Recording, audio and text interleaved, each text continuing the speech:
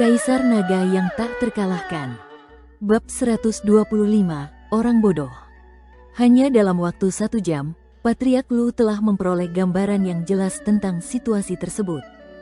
Sue Chou dan anak buahnya telah kembali ke Pulau Blood Evil. Hasil pertempuran ini jelas. Keluarga Liu memperoleh kemenangan telak. Selain 2 kurcaci hijau yang terbunuh, keluarga Liu tidak mengalami kerugian besar lainnya. Hanya 30 prajurit dan 1 patriark alam laut roh yang tewas, yang tidak seberapa dibandingkan dengan kekalahan Pulau Setan Darah. Para leluhur berkumpul dan berdiskusi tentang langkah selanjutnya. Mereka semua setuju dengan usulan leluhur 7, melanjutkan pengejaran penuh kemenangan dan bertindak sesuai keadaan saat mereka berada di luar pulau jahat berdarah. Luli tidak ingin mereka maju terlalu cepat, tetapi tetap tinggal di Pulau Naga Darah juga bukan solusi. Dia tetap diam sambil memikirkan banyak hal tetapi tidak memiliki strategi yang lebih baik. Batas waktu penggunaan skill bloodline-nya telah habis. Luli sangat lemah sekarang. Rasa kantuk merayapinya. Namun, bagaimana mungkin dia berani tertidur sekarang dengan situasi yang tidak jelas? Dia harus bertahan dengan kuat meskipun dalam kesulitan. Setelah berdiskusi, akhirnya Patriark 7 memutuskan untuk membawa semua prajurit dari alam laut roh dan beberapa dari alam Xuanwu ke pos di luar Pulau Darah Jahat bersama dengan 8 kurcaci hijau.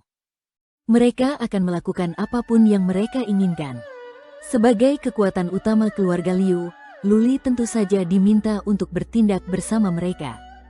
Ia merasa sulit untuk menentangnya, jadi ia mengikuti mereka dengan susah payah. Mereka naik 2 kapal perang dan melakukan perjalanan menuju Pulau Blood Evil. Luli duduk di kabin kapal perang dengan kaki disilangkan dan mata terpejam. Ia berusaha memulihkan kekuatan fisik dan mentalnya yang telah terkuras habis. Hampir semua prajurit keluarga Liu pindah. Semua prajurit alam laut roh dan lebih dari setengah dari mereka di alam Xuanwu keluar untuk bertempur. Tentu saja, lebih dari setengah prajurit alam Xuanwu masih kurang dari 100. Jumlah prajurit keluarga Liu terlalu kecil. Memang, jumlah prajuritnya hanya sekitar 100 orang, tetapi setiap anggota keluarga Liu bangkit dengan kekuatan dan semangat. Selama mereka menghancurkan prajurit-prajurit kuat dari persaudaraan Blood Evil, keluarga Liu dapat memiliki Pulau Blood Evil. Dengan wilayah yang begitu luas dan rumput ulat darah, keluarga Liu dapat berkembang dengan cepat dan akhirnya bertahan dengan stabil di Danau Pulau Seribu. Pulau Jahat Darah sudah sepi. Ketika kedua kapal perang itu tiba di luar Pulau Blood Evil, mereka tidak menemukan seorang pun di dermaga. Semua kapal perang telah pergi. Setelah mereka mengitari Pulau Blood Evil, mereka bahkan tidak melihat satu pun pengintai dari persaudaraan Blood Evil. Tetap saja, tidak ada seorang pun yang terlihat setelah para prajurit keluarga Liu mengitari Pulau Blood Evil beberapa kali. Beberapa kepala keluarga Liu terganggu mentalnya. Mereka berpikir bahwa mereka dapat mundur atau maju sesuai keinginan mereka, tetapi sekarang mereka menemukan diri mereka dalam dilema. Jika mereka maju, Pulau Blood Evil adalah wilayah orang lain. Persaudaraan Blood Evil masih memiliki 1 atau 2.000 prajurit dan 3 di alam Solpon. Siapa yang tahu apa yang akan terjadi ketika mereka pergi ke darat? Mundur. Mereka tidak ingin melakukan itu. Patriark Lu, bawa seseorang bersamamu untuk mencari tahu. Berhati-hatilah. Akhirnya, Patriark 7 memberi perintah. Mereka harus menunggu pemahaman yang jelas tentang situasinya. Patriark Lu bergerak bersama 5 pengintai tingkat atas keluarga Liu. Mereka menyelinap menuju benteng jahat darah melalui sebuah bukit kecil. Mereka menambatkan kapal perang di dermaga dan menunggu dengan tenang untuk pencarian. 1 jam kemudian, sesosok tubuh bergegas dari kejauhan. Dia tampak menderita. Kakak ketiga Lu, apa yang terjadi? Kenapa hanya kamu yang kembali? Ketika lelaki itu menaiki kapal, Patriark 7 bertanya. Patriark Lu yang kembali menggelengkan kepalanya dan mendesah. Ada terlalu banyak orang di luar Pulau Blood Evil. Patriark utama mereka bertarung secara langsung. Aku akan mati di sana jika aku tidak secepat itu. Petik 2. Siapa yang berani bertindak gegabah tanpa mengetahui situasi yang sebenarnya?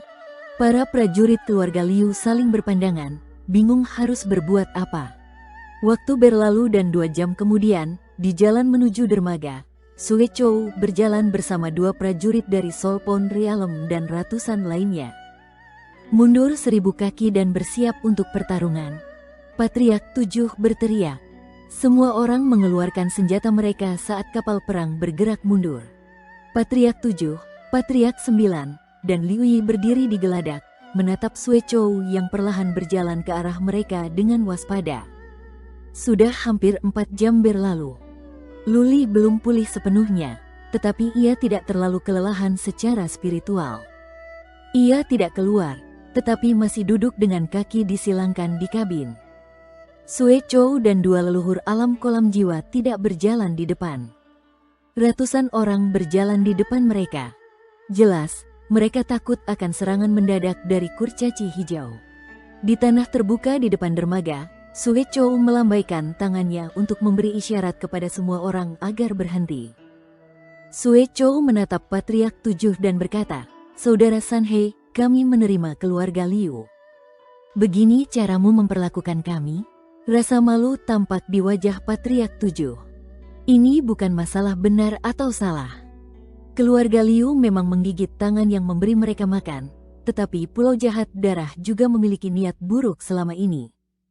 Mereka ingin mencaplok keluarga Liu sejak awal dan Sue Bugui hampir memperkosa Liu Yi. Selain itu, melihat keluarga Liu menanam buah ulat darah berkualitas tinggi, Pulau Jahat Darah segera memulai perang. Tidak ada pihak yang salah.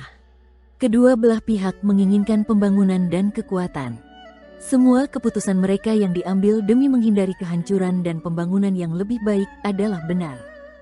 Patriark 7 tersenyum malu. Ia menggenggam tangannya dan berkata, "Saudara Sue, kita tidak perlu mengucapkan kata-kata ini. Demi kebaikan keluarga Liu, aku, Liu Sanhe, harus tunduk pada keadaan. Bagaimana dengan ini? Kau tinggalkan Pulau Darah Jahat dan aku berjanji bahwa kami tidak akan lagi menganggapmu sebagai musuh. Lebih jauh lagi, kami akan memberimu 1 juta kristal Suan setahun." Bagaimana? 1 juta kristal Suan? Keributan besar tidak hanya melanda keluarga Liu tetapi juga Pulau Blood Evil. Harga yang ditetapkan Patriark 7 sangat mengejutkan. Bahkan untuk Pulau Blood Evil, 1 juta kristal Suan bukanlah jumlah yang sedikit. Liu Yi dan yang lainnya memikirkannya. Jika keluarga Liu bisa mendapatkan Pulau Blood Evil, berapa banyak buah ulat darah berkualitas tinggi yang bisa mereka tanam? Mereka bisa dengan mudah menghasilkan beberapa juta kristal Suan setahun. Apa gunanya 1 juta untuk diberikan kepada persaudaraan Blood Evil? Sue Chou tidak mengucapkan sepatah kata pun. Setelah beberapa saat, dia bergumam bersama 2 leluhur lainnya.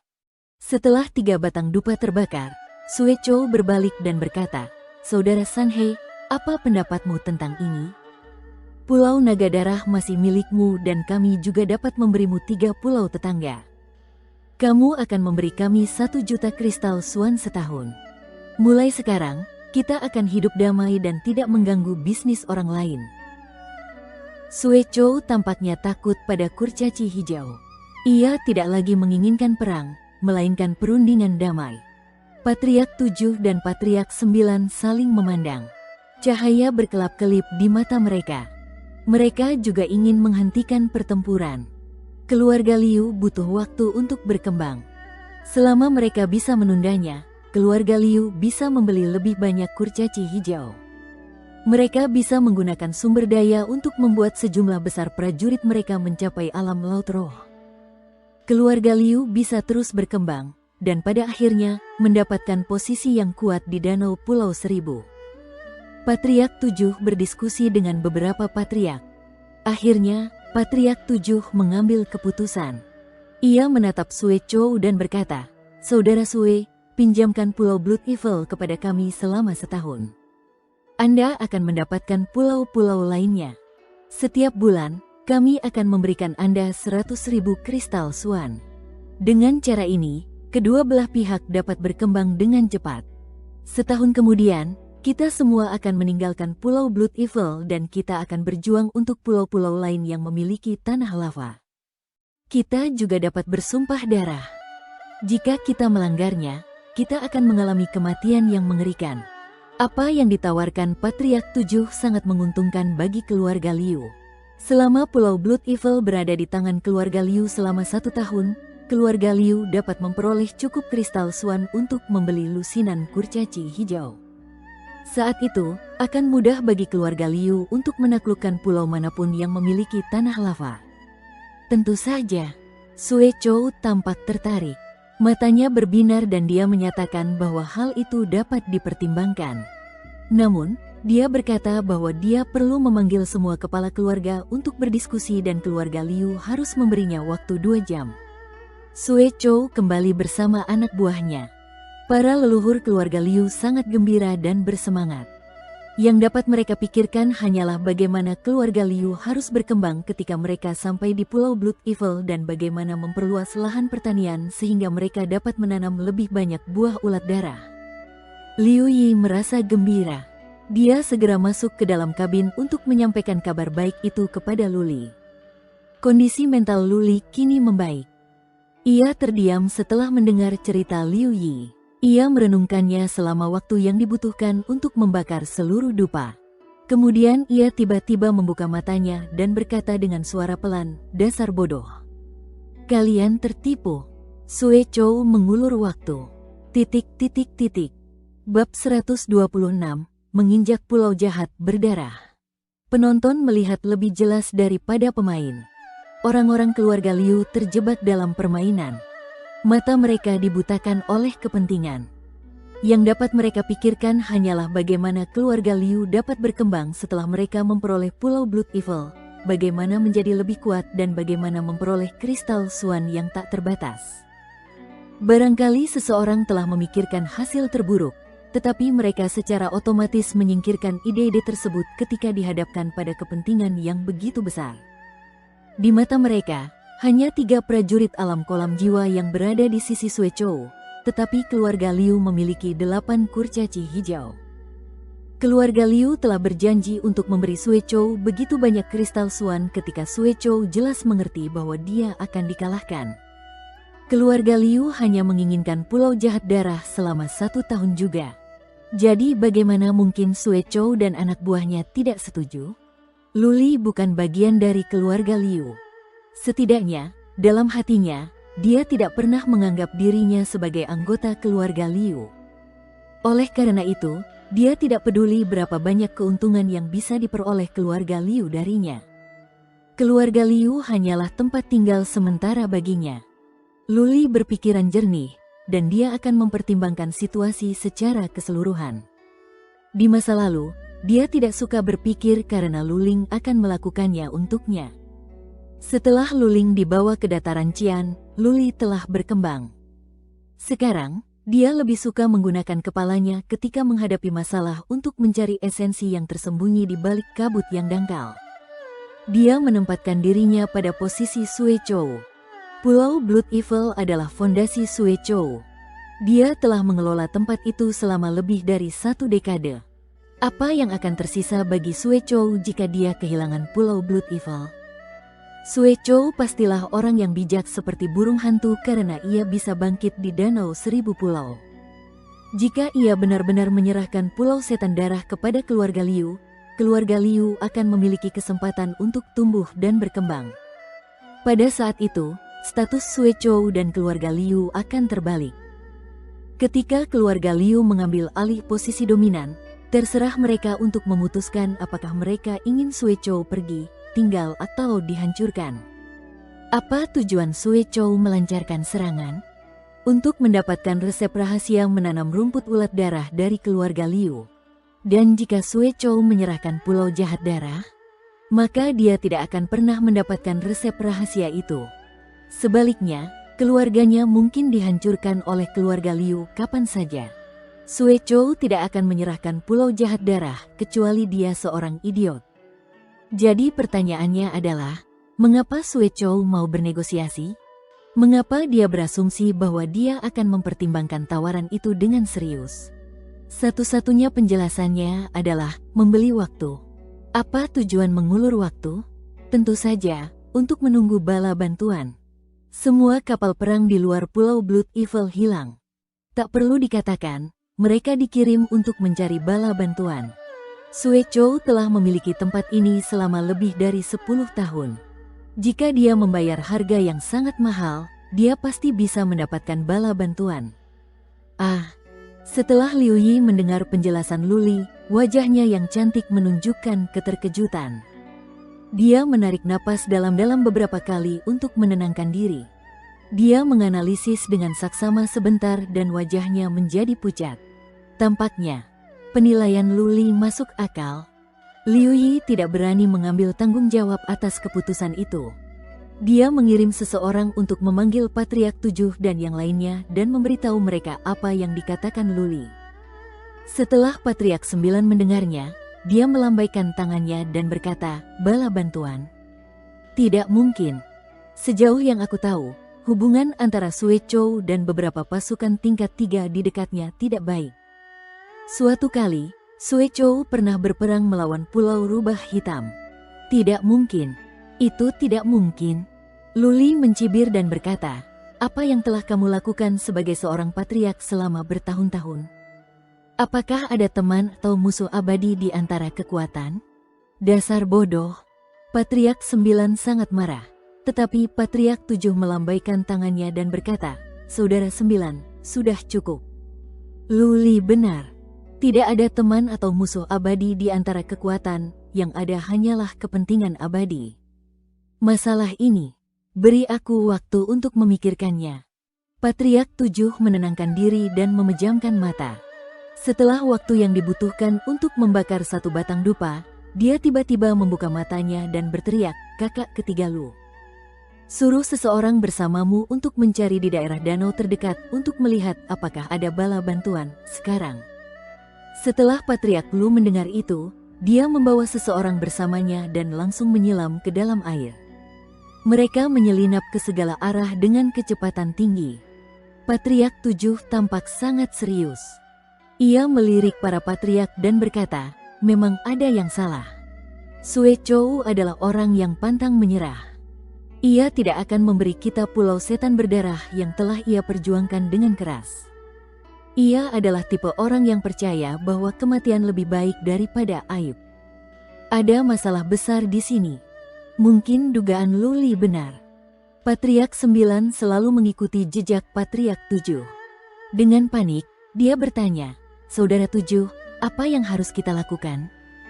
Patriark 7 memandang Luli yang terus memulihkan kekuatan dan energinya dan tidak memedulikan Luli. Patriark 7 berpikir sejenak dan berkata, "Mari kita tunggu sampai saudara ketiga Lu kembali dari penyelidikannya." Kelompok leluhur itu duduk dengan kaki disilangkan. Wajah mereka semua muram. Kegembiraan yang baru saja mereka rasakan telah sirna. Mereka menunggu dengan gelisah. Kurang dari 1 jam kemudian, Patriark Lu kembali. Ia bergegas ke kapal perang bagaikan pedang tajam. Ia masuk ke dalam kabin, basah kuyup, dan berkata, "Sesuatu telah terjadi." Ada 3 kapal perang datang dari sekitar 9 mil jauhnya dari utara. Aku tidak berani mendekat, tetapi ada cukup banyak orang di dalamnya. Swish, swish, swish. Kelompok para leluhur itu ekspresinya berubah drastis. Meskipun pengintai dari arah lain belum kembali, apa yang Luli duga sudah terbukti. Sueco sedang mengulur waktu dan menunggu bala bantuan. "Kakak 7, apa yang harus kulakukan?"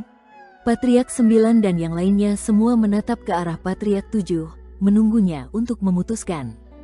Liu Yi adalah patriark keluarga, tetapi dia sekarang bingung, apalagi membuat keputusan. Patriark 7 ragu-ragu. Dia melihat sekeliling dan berkata, "Bagaimana kalau kita kembali ke Pulau Naga Darah dan bertahan dengan upaya terbaik kita?" Di Pulau Naga Darah terdapat formasi penghambatan yang mereka bangun. Para kurcaci hijau dapat menimbulkan lebih banyak kerusakan dalam kabut. Jika mereka dapat mengalahkan bala bantuan Sueco, setidaknya keluarga Liu masih dapat menguasai Pulau Naga Darah. Kemudian mereka dapat mencari hal-hal lain secara bertahap. Konyol. Luli tiba-tiba membuka matanya. Energi dan kekuatannya hampir pulih.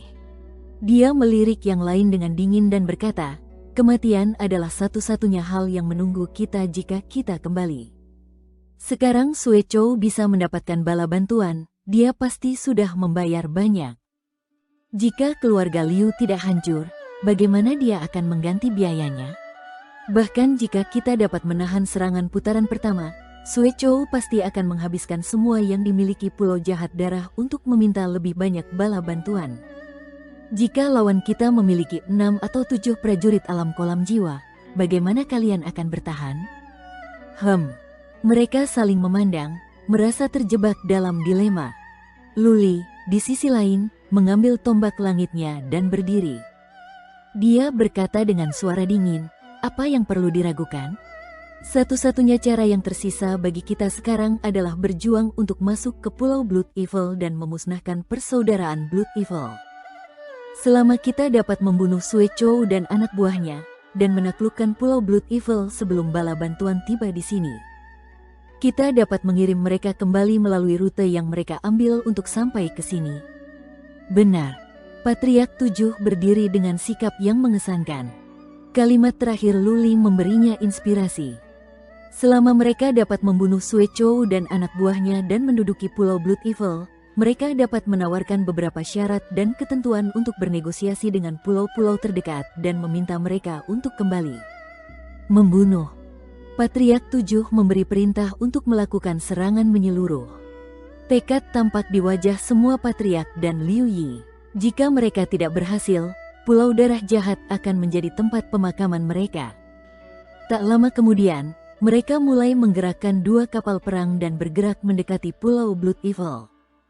Lebih dari 120 orang termasuk para kurcaci hijau semuanya menyerbu benteng Blood Evil.